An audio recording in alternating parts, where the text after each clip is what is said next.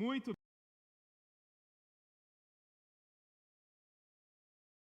bem. Meus queridos irmãos, a graça e a paz do Senhor Jesus. Amém? Aqueles que nos acompanham por meio da internet, sejam também todos bem-vindos ao nosso culto. Que Deus possa falar ao coração de vocês, mesmo dessa maneira remota. Antes de nós iniciarmos a nossa breve reflexão de hoje à noite, irmãos, eu gostaria de oferecer esse culto em ações de graças a Deus, porque esse final de semana é muito especial para mim. Por ocasião desse final de semana, eu estou completando, pela graça de Deus, 10 anos de ministério pastoral, irmãos. Estou muito feliz. Eu gostaria de compartilhar só um texto com os irmãos que externa algo daquilo que eu senti ao longo desse final de semana. O apóstolo Paulo, se orgulhando pelo fato de ter sido chamado para ser um pregador do Evangelho, um pastor de ovelhas compradas pelo sangue do Senhor Jesus, escreveu assim para Timóteo. 1 Timóteo capítulo 1, versículo 12. Eu vou ler para os irmãos. Sou grato para com aquele que me fortaleceu, Cristo Jesus, nosso Senhor, que me considerou fiel, designando-me para o ministério. A mim, que noutro tempo era blasfemo e perseguidor e insolente, mas obtive misericórdia porque eu fazia na ignorância, na incredulidade. Transbordou, porém, a graça de nosso Senhor com a fé e com o amor que há em Cristo Jesus. Portanto, fiel é a palavra e digna de toda aceitação, que Cristo Jesus veio ao mundo para salvar os pecadores, dos quais eu sou o principal. Mas por essa mesma razão me foi concedida misericórdia, para que em mim, o principal dos pecadores, viesse Jesus a evidenciar a sua completa longanimidade, e eu viesse a servir de modelo àqueles que haverão de crer nele para a vida eterna. E assim ele conclui: ao Rei eterno, imortal, invisível, Deus único, honra e glória pelos séculos dos séculos. Amém. Meus irmãos, eu sei que vocês são apaixonados pelo que vocês fazem, mas se o Evangelho é a maior necessidade do homem, e nós sabemos que é, o pregador do Evangelho é a pessoa mais importante do mundo. Louvado seja o nome do Senhor, porque esse é um chamado que nos nivela a todos, não é verdade? Todos nós somos chamados à salvação, à comunhão e à proclamação. Portanto, nós somos as pessoas mais importantes da terra. Contudo, já dizia o Lloyd Jones, poderoso pregador congregacional, que aqueles que são chamados ao ministério pastoral estão naquilo que ele chamava de plataforma superior. Porque, à luz de textos como Salmo 103, versículo 7, a comunidade, por ocasião da entrega do sermão, observa os efeitos maravilhosos da manifestação do poder de Deus, mas o pregador se senta na mesa do projeto. Quem sabe o escritor aos Hebreus, pensando a respeito dessa benesse, dessa grande honra, escreveu assim em Hebreus capítulo 5, versículo 4. Não são todos os que são chamados por Deus para receberem essa grande honra, mas apenas aqueles que foram chamados à semelhança de Arão. E eu sou muito feliz, irmãos, e gostaria de ter 1000 outras vidas para gastar todas elas na pregação do Evangelho. Amém? Então, já aqui externei minha alegria com os irmãos. Vamos abrir nossas Bíblias em Romanos, capítulo 4, versículo 1. Nós vamos dar continuidade à nossa breve série de reflexões nessa carta, que é a mais sistemática das cartas escritas pelo apóstolo Paulo. Em nossa última oportunidade, nós aprendemos sobre justificação por meio da fé. E para fazer uma introdução ao que nós vamos estudar hoje no capítulo 4, gostaria de fazer apenas 2 apontamentos com os irmãos. O primeiro deles se encontra no capítulo 3, versículo 21. Nós observamos que a lei dos mandamentos nunca possuiu o poder de nos salvar, porque o grande objetivo da lei dos mandamentos era provar que nós éramos pecadores. É por conta disso que no versículo 21 do capítulo 3, Paulo diz: mas agora sem lei, ou seja, sem o mérito da lei, sem a força do nosso braço, sem o poder do nosso intelecto, se manifestou a justiça de Deus, testemunhada pela lei e pelos profetas. Portanto, percebam, esse é um ponto importante para a nossa compreensão do capítulo 4. Por 2 vezes a palavra lei é mencionada no versículo 21. No primeiro momento, a palavra lei significa a lei dos mandamentos. As 2 tábuas que foram escritas pelo próprio dedo de Deus. A primeira tábua com aqueles mandamentos subjetivos, relacionamento do homem com Deus, e a segunda tábua com aqueles mandamentos objetivos, relacionamento do homem para com seu próximo. É por conta das peculiaridades dessas duas tábuas, uma primeira que tem a ver com o relacionamento do homem para com Deus, e uma segunda, o relacionamento do homem para com seu próximo, que Jesus resumiu toda a lei dizendo que nós deveríamos. Menção à primeira tábua: amar a Deus sobre todas as coisas, de toda a nossa força e com todo o nosso entendimento. E menção agora à segunda tábua: e amar ao nosso próximo como a nós mesmos. Fazendo isso, nós estaríamos cumprindo a lei, do Gênesis até Deuteronômio, e os profetas, Juízes até Malaquias. Portanto, percebam, não é por meio da lei dos mandamentos que nós somos salvos, mas por meio de uma justiça que foi manifesta por Deus. Só que essa justiça não é uma justiça alienígena. Não acontece que Deus olha para nós, para o gênero humano, e diz: o pecado alienou a todos vocês e por conta da minha justiça eu haverei de condená-los. Mas agora eu me arrependo disso e eu vou propiciar um plano B, um mecanismo para não ter que condenar todos vocês. Não é isso que acontece. O plano que Deus havia escolhido para salvar o gênero humano está presente no Antigo Testamento desde o primeiro documento, que é o Gênesis, até o último, que é o livro do profeta Malaquias. E é por conta disso que Paulo diz que a justiça de Deus se manifestou sendo testemunhada pela lei, pelos primeiros 5 livros do Antigo Testamento e pelos profetas, pelos demais livros que compõem esse livro maravilhoso, que são as Escrituras veterotestamentárias. Nós aprendemos sobre a doutrina da justificação pela fé, e para ficar claro que é com base em toda a progressão do Antigo Testamento, que agora nós depositamos a nossa fé na pessoa de Jesus, que é o objeto da nossa fé, que Paulo diz assim no versículo 31 do capítulo 3: anulamos, pois, a lei pela fé? E ele próprio responde: não, de maneira nenhuma, antes confirmamos a lei. Por que Paulo diz isso? Para que ficasse claro que por ocasião da doutrina da justificação pela fé, o Antigo Testamento não é anulado. Até porque se fizeram necessário pelo menos 2 milênios para que nós viéssemos compreender o que de fato significa observar Jesus como o Cordeiro de Deus que retira o pecado do mundo. Se fez necessário toda aquela progressão, aqueles animais que eram sacrificados de uma maneira precária, sem terem o condão de nos perdoarem de maneira suficiente, de uma forma eficaz, até que finalmente, com toda essa visão panorâmica do Antigo Testamento, nós observamos a célebre afirmação de João Batista, que põe os olhos em Jesus e diz: este é o Cordeiro de Deus que retira o pecado do mundo. E é por conta da inteligência do Antigo Testamento que nós observamos: então o sacrifício dele de fato é suficiente, é eficaz, porque todo o sangue que fora derramado até então era um mero paliativo. De modo que, se depositarmos confiança em Jesus, na cruz ensanguentada dele, seguramente, irmãos, a ira de Deus haverá de ser afastada de nós, e nós passaremos a ter um relacionamento de pai para com seus filhos. Isso que nós temos experimentado nos dias atuais. Os judeus, pelo fato de estarem nessa transição do Antigo Testamento para o Novo Testamento, quando o Novo Testamento estava sendo escrito, seguramente teriam dúvidas a respeito de como amealhar tudo aquilo que foi ensinado no Antigo Testamento e essa nova doutrina do Novo Testamento. Portanto, o capítulo 4, ele serve justamente para retirar essas dúvidas, para provar para os nossos irmãos judeus que eles já estavam sendo salvos por meio da graça de Deus, mesmo no período do Antigo Testamento. E para deixar isso claro, o personagem que Paulo, de uma maneira magnífica, vai pensar lá do período patriarcal é justamente o pai da fé, o nosso patriarca Abraão. Porque havia uma mística dentro da cultura de Israel, da cultura dos judeus, que Abraão havia sido pensado por Deus lá do meio do paganismo, porque Abraão nunca tinha cometido pecado.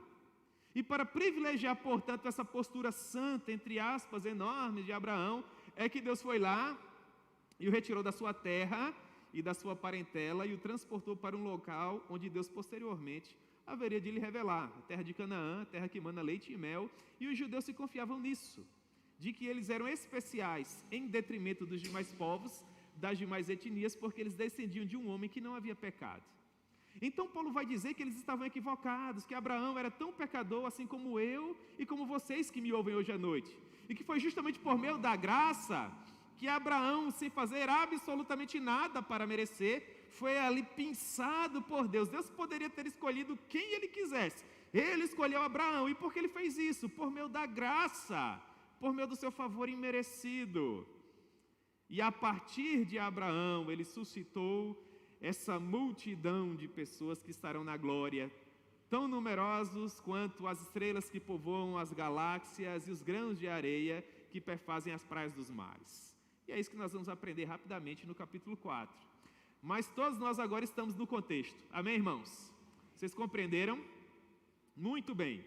Nós leremos inicialmente do verso 1 ao verso 8. Vamos aprender a doutrina da justificação com base no Antigo Testamento. Amém? Vamos lá? Versículo 1. Que, pois, diremos ter alcançado Abraão, nosso pai segundo a carne? Porque se Abraão foi justificado por obras, ele tem do que se gloriar, porém não diante de Deus. Porque a Escritura assim afirma: Abraão acreditou em Deus, e isto lhe foi imputado para a justiça. Ora, ao que trabalha, o salário não é considerado como favor, e sim como dívida. Mas ao que não trabalha, porém crê naquele que justifica o ímpio, a sua fé lhe é atribuída como justiça. E é assim também que Davi declara ser bem-aventurado o homem a quem Deus atribui justiça, independentemente de obras. E ele faz uma citação do Saltério. Bem-aventurados aqueles cujas iniquidades são perdoadas e cujos pecados são cobertos. Bem-aventurado o homem a quem o Senhor jamais imputará pecado. Salmo 32, do verso 1 ao verso 2. Amém? Vamos orar, irmãos, no nome de Jesus. Senhor, nós amamos o Senhor profundamente e rogamos o Teu favor para que de uma maneira simples, de uma maneira objetiva, nós venhamos a compreender, sob a iluminação do Espírito Santo, o texto precioso que nós estamos analisando. No nome de Jesus. Amém. Muito bem, irmãos. Após analisar o pano de fundo da queda do homem, o pecado original, que foi justamente a doutrina que nós estivemos analisando do capítulo 1 até o capítulo 3 de Romanos, Paulo finalmente nos revelou, isso foi o assunto da nossa pregação passada, o antídoto para os efeitos danosos do pecado, que nos mata, que acaba conosco. Paulo diz, Romanos 3:28, concluímos, pois, que o homem é justificado pela fé, independentemente das obras da lei. E seguindo esse mesmo raciocínio, restou provado, à luz do capítulo 3, do verso 21 até o verso 31, que tanto o judeu como o gentio são salvos unicamente por meio da fé. E nós aprendemos isso porque previamente, nos capítulos 1 e 2, Paulo nos deixou claro que todos pecaram e destituídos estão da glória de Deus. Assim, conforme a nossa amada teologia bíblica do Novo Testamento, não existe nenhum outro meio pelo qual importa que os homens possam ser salvos, senão por meio da fé. Conforme o próprio Paulo nos explica no tema dessa carta que nós estamos estudando. Ele primeiro falou a respeito do tema e explicou o tema. Ele disse, visto que a justiça de Deus se revela do evangelho de fé em fé, como está escrito, mas o justo viverá pela fé. Só que quem recebia esse documento não sabia qual seria de fato o objeto da fé.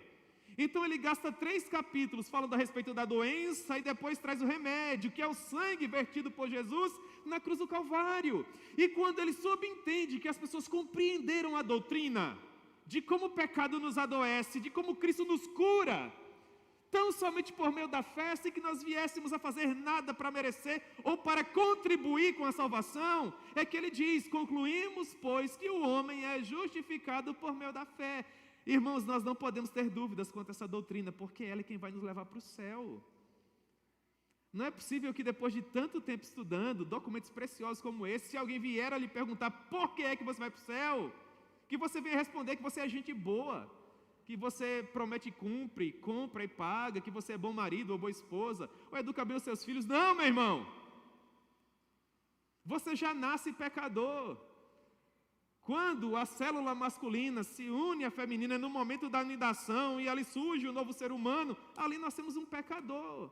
Inteligência do Salmo 51. Que Davi nos diz? Eu fui constituído em iniquidade e em pecado me concebeu a minha mãe. E para além desse pecado das obras que nós herdamos de Adão, da quebra do pacto federativo, nós aglutinamos sobre esse pecado todos os nossos próprios pecados. Porque todos os dias nós pecamos. Então nós precisamos de uma justiça que não venha de nós mesmos, mas que venha de Deus. E isso ficou claro, isso ficou provado. Portanto, agora, o próximo passo, dentro dessa dinâmica que o apóstolo Paulo propõe a esse documento, seria provar para os judeus que desde os idos do Antigo Testamento, a salvação sempre ocorreu por meio da fé, como eu falei para vocês. E não há nenhum outro personagem melhor para que Paulo viesse a escolher, senão Abraão, porque como vocês já sabem, os judeus acreditavam que Abraão não tinha cometido pecados, que ele havia sido salvo por seus próprios méritos. Ora, então, para esclarecer a doutrina da justificação pela fé para os judeus, provando que ela possui origem lá no Antigo Testamento, nada melhor que nós começarmos pelo testemunho justamente do nosso pai da fé. E é por isso que Paulo diz assim no versículo 1: que pois diremos ter alcançado Abraão, nosso pai, segundo a carne? Porque se Abraão foi justificado por obras, ele tem do que se gloriar, porém não diante de Deus. Porque a Escritura diz expressamente que Abraão acreditou em Deus. Irmãos, nós não precisamos gastar tempo aqui com grego. A palavra acreditar significa depositar confiança, exercer fé.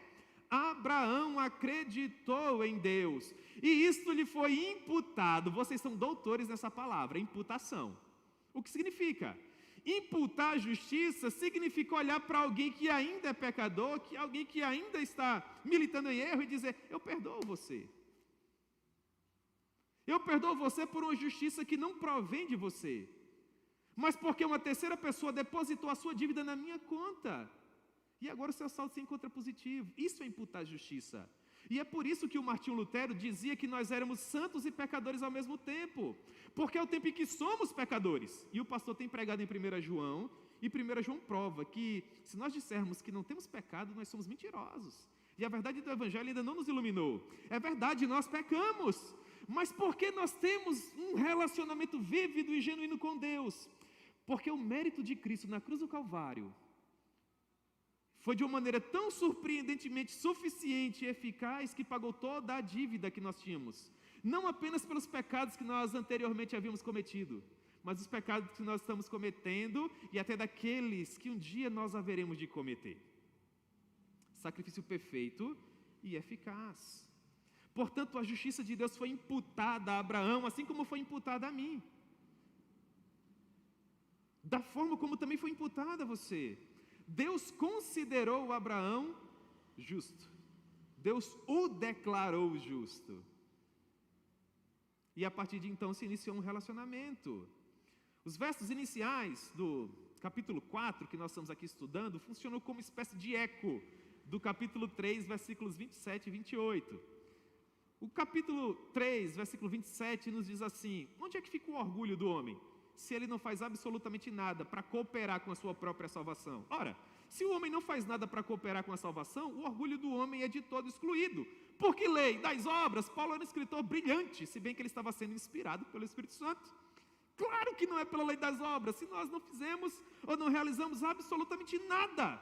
Então ele responde: não, pelo contrário, pela lei da fé. Concluímos, pois, que o homem é justificado pela fé, independentemente das obras da lei.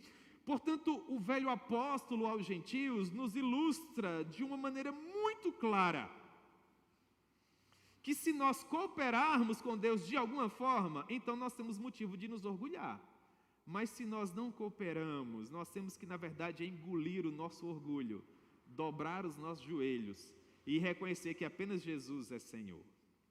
Perceba, versículo 4, Paulo diz: ora, ao que trabalha, o salário não é considerado um favor. Se eu trabalho 30 dias e no final do mês o meu patrão deposita na minha conta a recompensa pelo produto do meu suor, ele não me faz um favor.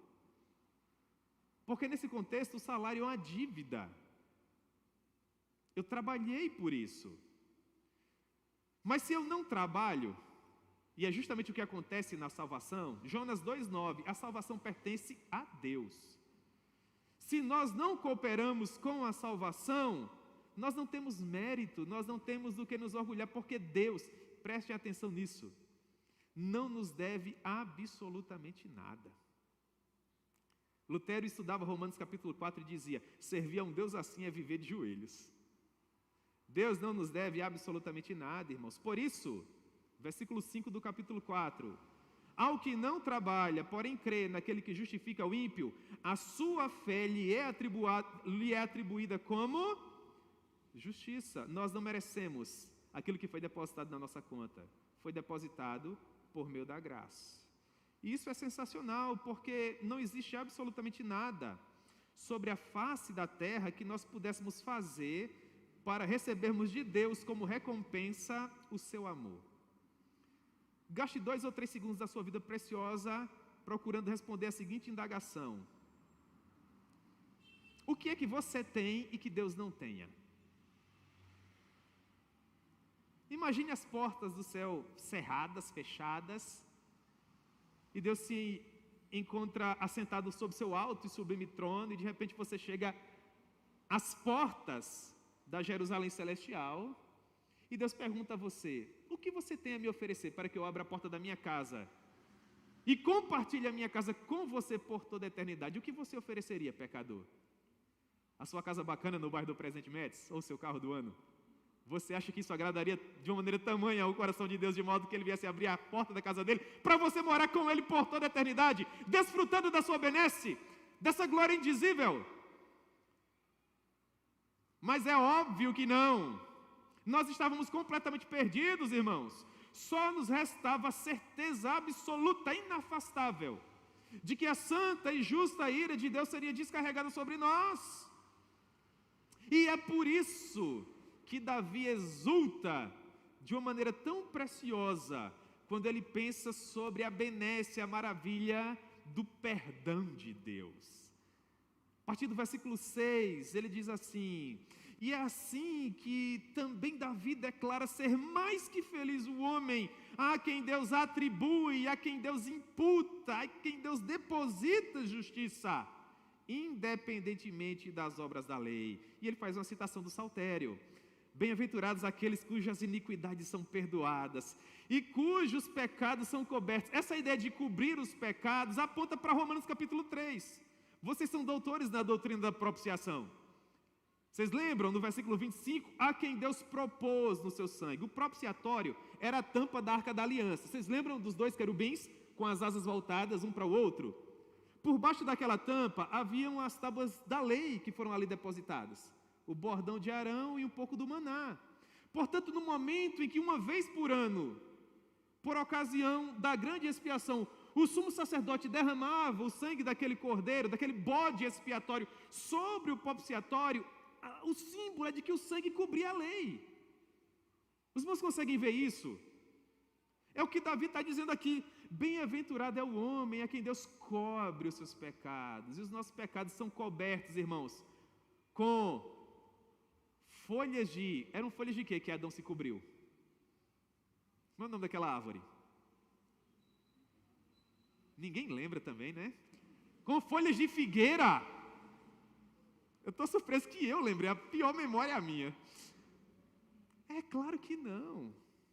É por isso que eles precisaram de um substituto. Os animais foram sacrificados, o sangue foi derramado, e com a pele dos animais, Deus cobriu a vergonha do pecado do primeiro casal, assim como com o sangue de Jesus, Ele cobre a vergonha do nosso pecado. E é porque nós somos cobertos com o sangue de Jesus que nós temos com que nos apresentar perante Deus. Porque o que vai nos permitir habitar por toda a eternidade nas bodas do Cordeiro é o caminho que nos foi aberto por meio do sangue de Jesus que foi derramado. Ele será o nosso advogado e Ele é que será aquele que nos introduzirá à festa. E por isso Davi exulta: bem-aventurado o homem a quem o Senhor jamais imputará pecado. Em resumo, se a sua dívida foi paga, e ela foi, Jesus pagou por você. Você não deve ser feliz com base em nenhuma outra coisa, porque você só é quem você é por causa de Jesus.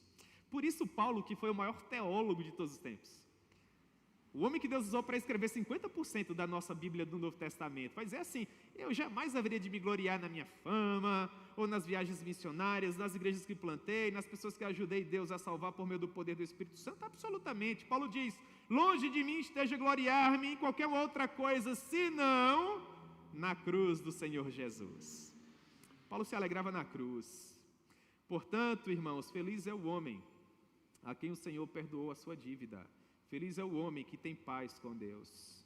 E esse vai ser o assunto do nosso próximo episódio, se Deus quiser, Romanos capítulo 5. Justificados, pois, por meio da fé, temos paz com Deus. A próxima pergunta seria o seguinte: os judeus poderiam dizer, Paulo, nós compreendemos, nós também somos salvos por meio da fé, porque somos filhos de Abraão. Então os gentios não são, porque eles não são filhos de Abraão.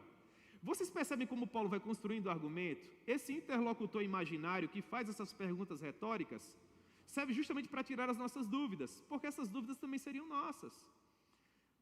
Compreendi, do verso 1 até o verso 8, Paulo, você nos ensina que por conta dos judeus serem descendentes de Abraão, eles também foram salvos por meio da fé. E nós, os gentios? Agora, do verso 9 até o verso 15, Paulo prova que os gentios também, isso é o que nós já sabemos, isso vai deixar mais claro. Os gentios também são salvos por meio da fé. Vamos lá, versículo 9. Vem, pois, esta bem-aventurança exclusivamente sobre os judeus, não vem também sobre os gentios? Visto que dizemos, a fé foi imputada a Abraão para a justiça. Como, pois, lhe foi atribuída? Estando ele já circuncidado ou ainda incircunciso? Não no regime da circuncisão, e sim quando incircunciso. E recebeu o sinal da circuncisão como selo da justiça da fé, que teve quando ainda incircunciso, para vir a ser o pai de todos os que creem, embora não circuncidados, a fim de que lhes fosse imputada a justiça. E pai da circuncisão, isto é, daqueles que não são circuncisos, mas também andam nas pisadas da fé que teve Abraão, nosso pai, antes de ser circuncidado. Não por intermédio da lei, que a Abraão ou a sua descendência coube a promessa de ser herdeiro do mundo, e sim mediante a justiça da fé. Pois se os da lei é que são os herdeiros, anula-se a fé e cancela-se a promessa. Porque a lei suscita ira, mas onde não há lei, também não há transgressão. Perceba, Paulo usa mais uma vez o recurso do interlocutor imaginário para fazer duas perguntas retóricas, a fim de que esse ponto da justiça por meio da fé fique ainda mais claro. Ele pergunta assim, versículos 9 e 10. Vem, pois, essa bem-aventurança exclusivamente sobre os judeus? Será que os gentios vão ficar de fora? E ele já responde, ele diz, não, a fé foi imputada a Abraão quando Abraão era um incircunciso. E aí os judeus, lá na igreja de Roma, quando estavam lendo esse documento, se emperdigavam assim na cadeira, porque essa palavra incircuncisão é abjeta para um judeu. Aponta para alguém que não tem aliança, que não tem esperança. E Paulo diz, pasmem vocês, mas Abraão foi chamado quando não valia nada, incircunciso como qualquer outro. Bonito, né, irmãos? Deus fica lá no trono, a gente fica lá no pó. No regime da circuncisão é a resposta. Perceba como Paulo ataca esse ponto para que não reste dúvidas. É como se ele afirmasse assim categoricamente, agora com as minhas palavras. Claro que a justificação é para todos os que creem. A prova disso é que Abraão foi chamado sendo ainda incircunciso, ponto. Aí Paulo avança, versículo 11. E recebeu o sinal da circuncisão como selo da justiça da fé, que teve quando ainda incircunciso. Vocês percebem que Paulo está atacando o mesmo ponto? Ele recebeu o sinal da circuncisão como selo da justiça da fé, que teve quando ainda era incircunciso, para vir a ser o pai de todos os que creem, embora não circuncidados, não importa. Isso vai ficar ainda mais claro em Gálatas capítulo 5. Você pode ser de qualquer etnia do mundo, se você invocar o nome do Senhor, você será salvo, e será filho de Abraão, assim como qualquer judeu que deposita a mesma confiança na pessoa do Senhor Jesus. Porque Abraão foi chamado quando era incircunciso. Sendo assim, irmãos, é fato que esta maravilhosa promessa não foi feita a Abraão por meio da lei, porque a lei só vem séculos depois, quando Deus chama Moisés. Essa justiça veio até Abraão por meio da fé. Versículo 13. Não por intermédio da lei que Abraão ou a sua descendência coube a promessa de ser o herdeiro do mundo. Fica tão claro isso. E sim mediante a justiça da fé. Abraão estava em Ur dos Caldeus, no meio do paganismo, e Deus diz: sai da tua terra, da tua parentela, e vai para um lugar que eu ainda te mostrarei. Imagine o diálogo de Abraão com seu pai Terá, quando Abraão foi dizer que abandonaria toda a sua fortuna, e bem assim a sua família, e iria para um lugar que ele ainda nem conhecia. Olha, papai, eu vou abandonar tudo que eu tenho, e vou abandonar toda a minha família, e eu vou me mudar através do crescente fértil para o outro lado do mundo. E você vai morar onde, meu filho? Eu ainda não sei. Isso ainda vai ser medido. E aí Terá, com toda a sutileza do mundo, olha para o filho, com ares de que perdeu o juízo de vez, e pergunta assim: meu filho, quem foi que lhe aconselhou a tomar essa decisão tão chocante? E Abraão respondeu assim: na verdade, papai, não foi ninguém especial, eu simplesmente ouvi uma voz. E nesse momento o pai de Abraão teve certeza absoluta que ele havia perdido o juízo de vez. Quando Abraão dá ouvidos à voz de Deus e abandona tudo que ele tinha na Babilônia e viaja através daqueles países arábicos até chegar na terra de Canaã, ele fez isso por meio de quê, irmãos? Ele fez isso por meio da fé.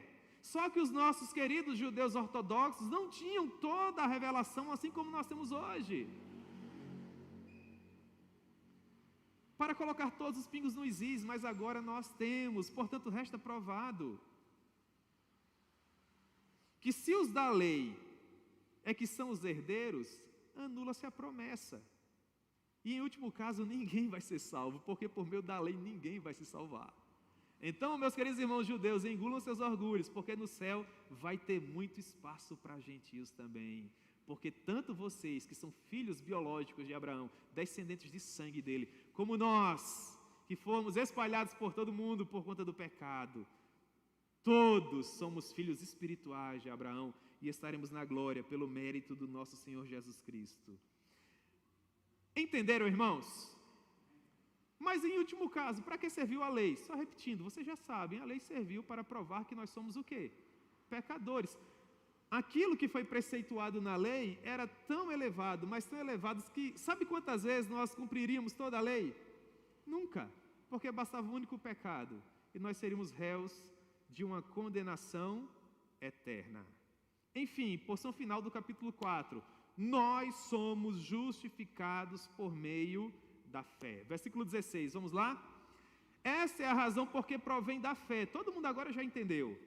Para que seja segundo a graça, a fim de que seja firme a promessa para toda a descendência, não somente ao que está no regime da lei, mas também ao que é da fé que teve Abraão, porque o Abraão é o pai de todos nós. Eu fico tão feliz, irmãos, quando eu leio isso. Como está escrito: por pai de muitas nações te constituí, perante aquele no qual creu, o Deus que vivifica os mortos e chama à existência as coisas que não existem. Abraão, esperando contra a esperança, creu para vir a ser pai de muitas nações, segundo lhe fora dito: assim será a tua descendência. E sem enfraquecer na lei, e sem enfraquecer na fé, embora levasse em conta o seu próprio corpo amortecido, sendo já de 100 anos, e a idade avançada de Sara, não duvidou por incredulidade. Para ser incrédulo tem que ter fé da promessa de Deus, mas pela fé se fortaleceu, dando glória a Deus, estando plenamente convicto de que Ele era poderoso para cumprir o que prometera. Pelo que isso lhe foi imputado, essa palavra devia ser dourada na Bíblia, para a justiça.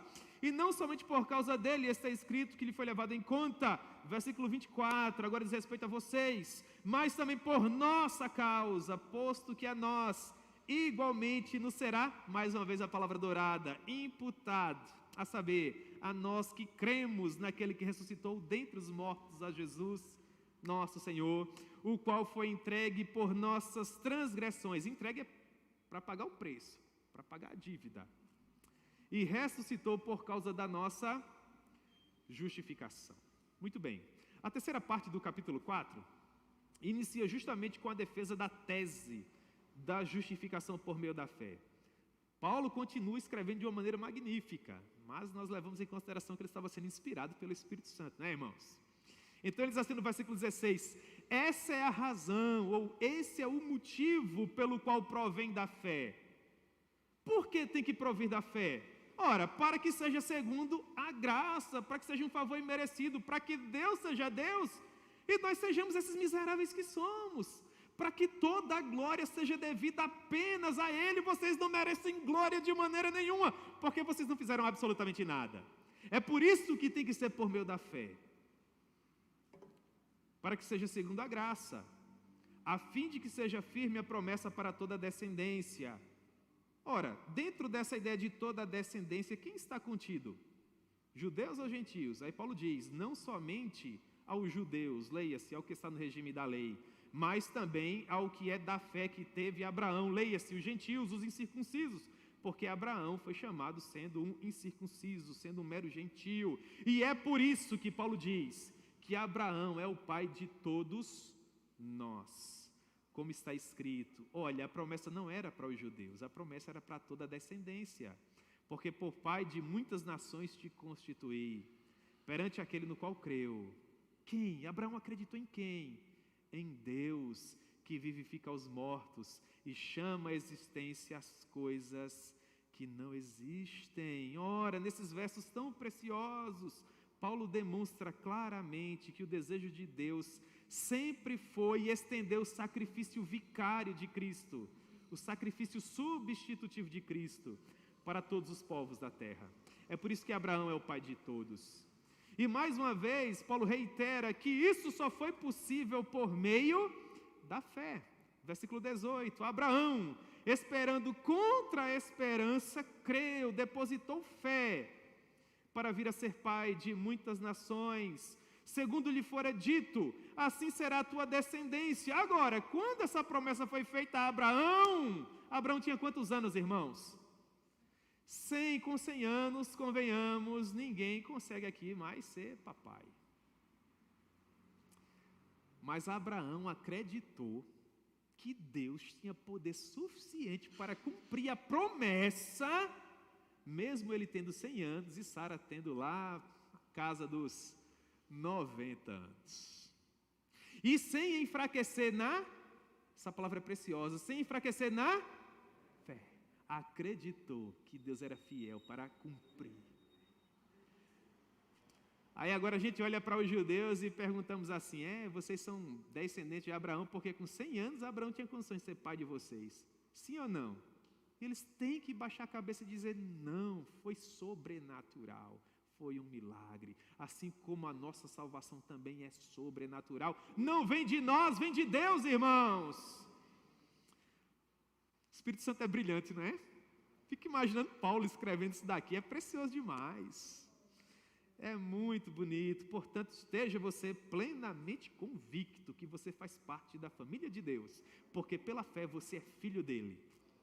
Em nome de Jesus, em nome de Jesus. Ora, é com base nisso, nesta fé preciosa, que o Senhor nos diz que nós não temos o direito de depositarmos a nossa confiança em qualquer coisa genérica. Pelo contrário, o Senhor nos convida a exercermos uma fé específica, uma fé que salva.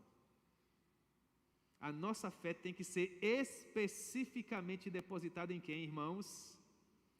Em Jesus, em Jesus. Por quê? Versículo 23, porque não foi somente para Abraão que essa promessa maravilhosa foi escrita, mas foi escrito também, versículo 24, por nossa causa. Para que você olhasse para essa história maravilhosa e percebesse que isso também diz respeito à sua vida. E assim como Abraão não precisou de qualquer outro sinal exterior, bastou a voz de Deus para que ele tivesse a sua vida transformada, nos dias atuais nós não precisamos de nenhuma outra coisa, irmãos. Não precisa que um anjo venha até nós e nos diga que é verdade, nós não precisamos que hajam raios e trovões, e que o púlpito como o Monte Sinai pegue fogo, e fumo e fumaça suba aqui. Não, irmãos, já dizia Lutero, Senhor, a tua palavra é suficiente. Se a palavra nos diz que é dessa maneira, irmãos, então é dessa maneira. De modo que desta forma, essa justiça também nos é imputada. A saber, versículo 24, a porção final. A nós, que que cremos naquele que ressuscitou dentre os mortos, a saber, Jesus Cristo, o nosso Senhor. O nosso Senhor. E aí Paulo encerra no versículo 25, que é uma síntese desses 4 capítulos iniciais, impressionante. E ele diz assim: o qual foi entregue por nossas transgressões. Vocês lembram da introdução de Romanos 3:21? A alma que pecar, essa morrerá, o salário do pecado é a morte, não há perdão de pecado sem derramamento de sangue. Vocês lembram? Como Deus pode perdoar o pecador sem sacrificar a sua justiça? Se Deus diz que jamais perdoará o ímpio, e nós aprendemos, irmãos, que Jesus assumiu a cruz do Calvário em nosso lugar. É isso que Paulo diz, ele foi entregue por nossas transgressões. A justiça de Deus é descarregada sobre Jesus. E no mérito dele nós encontramos a justiça que nos é imputada. Pastor, eu ainda tenho dúvida sobre imputação, faltei nesse dia. O que seria? É muito simples. Pense em 1 Coríntios capítulo 15. Todo mundo aqui já sabe de cor, já conta essa história umas 100 vezes. Jesus morreu, ele não tinha pecado, vem a morte exercer domínio sobre ele. Quando a morte avalia Jesus, quantos pecados ela encontra? Nenhum. Aí Jesus agora é que olha para a morte e diz assim: onde está, ó morte, a tua vitória? Onde está, ó inferno, o teu galardão? Tragada foi a morte na vitória de Cristo Jesus. Portanto, a justiça é clara. Quem deve morrer? Quem pecou? Jesus não pecou, mas morreu. Para a justiça ser satisfeita, Jesus teria que inevitavelmente o quê? Voltar a viver. Mas a morte de Jesus ficaria de graça? Ficaria de balde? Ficaria à toa? É claro que não. Então agora é Jesus, com base na aliança eterna, firmada com o Pai e com Deus Espírito Santo, que diz: deposita aquilo que eu conquistei como mérito na cruz do Calvário, na conta desses pecadores que o Senhor me deu. Parte final do versículo 25. E ressuscitou por causa da nossa justificação. O que é justificar? É tornar justo, é imputar justiça, é pagar a conta daquele que não pode pagar. Se o seu sangue fosse derramado, nada de grande coisa aconteceria, porque você deveria morrer. Mas quando o sangue de Jesus é derramado, uma coisa extraordinária acontece, porque Jesus nunca pecou. E agora a justiça dele nos é imputada. Finalmente, irmãos, nós chegamos aos campos magníficos do capítulo 5 de Romanos. Agora o sol brilha, as nuvens são azuis, as flores desabrocham, as aves cantam. Por quê? Porque justificados, pois, mediante a fé, temos paz com Deus, por meio do nosso Senhor Jesus Cristo. Amém, irmãos?